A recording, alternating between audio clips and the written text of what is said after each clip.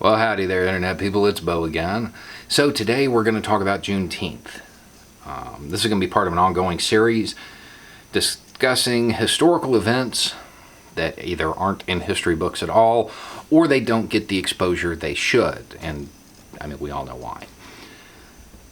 Juneteenth is in the news today because the President of the United States has chosen this date to hold a rally in Tulsa, which is either incredibly tone deaf or he completely understands the message he's sending and it's just for a few people. Either way, that's not what we're here to talk about. We are here to talk about what Juneteenth is, how it happened, and we're going to dispel a couple of myths that kind of grew out of it or are still being circulated as truth. Maybe they shouldn't be. Okay. So, January 1st, 1863, the Emancipation Proclamation, right? Lincoln did it. Freed the slaves.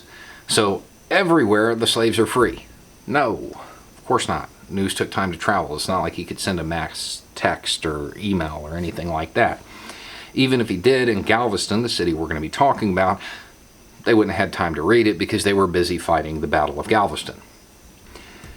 It wasn't until June 19th, 1865, 2.5 years later, that federal troops showed up and enforced it. 2.5 years. 2.5 years. That's a long time. Now, there's a bunch of reasons, a bunch of theories as to why it took so long for news to reach Galveston. One of them is that, they sent a messenger, but they were shot. Another is that the Union really didn't want that because they needed, one more good harvest. A whole bunch of theories involving it. We're not going to go through all of them because they're all based on a false premise that we're going to get to in a minute. Once the federal troops began enforcement, it altered the owner-slave relationship and turned it into employer-employee relationship. And, this gives birth to another myth. Freedom is scary. Freedom is scary, especially if you've never experienced it before. So some of the former slaves chose to stay where they were and continue working where they were. This gave rise to the idea that, my ancestors, they were good to their slaves.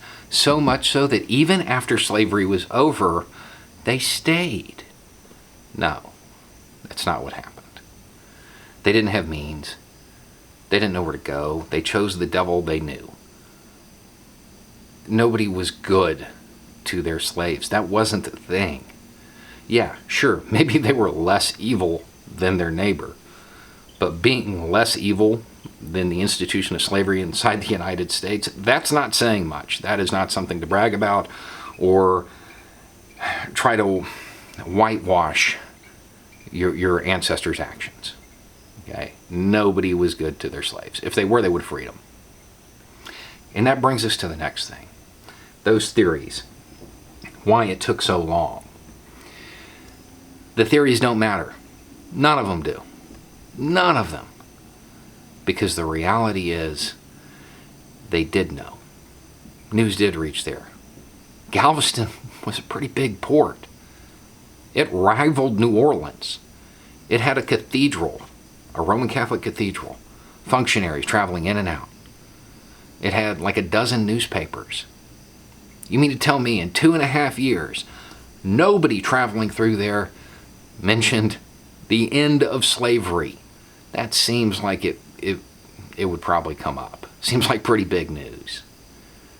All of these theories are just serving to lessen the culpability of those who tried to ignore it, who ignored that proclamation, who chose to stay with the status quo even though they knew things were changing.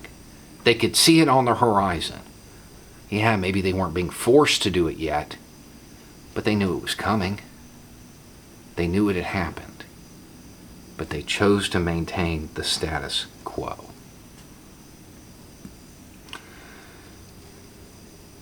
Juneteenth got celebrated, and it continued to be celebrated. It kind of fell out of favor during the Great Depression.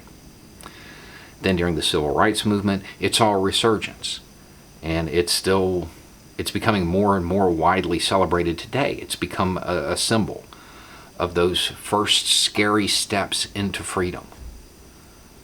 I actually think in Texas it's a holiday. But one of the most important lessons from Juneteenth, and one of the biggest things to be learned, it's not for the people who celebrate it. It's for the people who are choosing to ignore what's on the horizon, choosing to ignore the signs that things need to change, choosing to stay silent and maintain the status quo. Right now, white folk can learn a whole lot more from the events surrounding Juneteenth than black people can. Anyway, it's just a thought. Y'all have a good day.